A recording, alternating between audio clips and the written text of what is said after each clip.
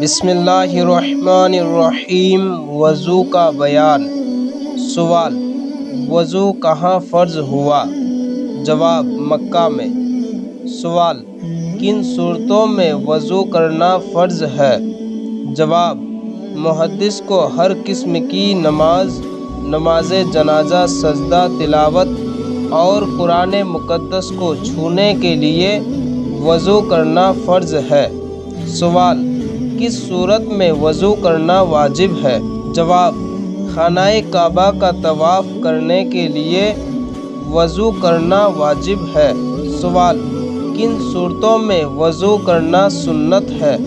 جواب: اذان و اقامت، خطبہ جمعہ و عیدین اور حضور صلی اللہ علیہ وسلم کے روضہ مبارکہ کی زیارت و وقوف عرفہ اور صفا و مروہ کے درمیان سعی وغیرہ کے لیے وضو کرنا سنت ہے۔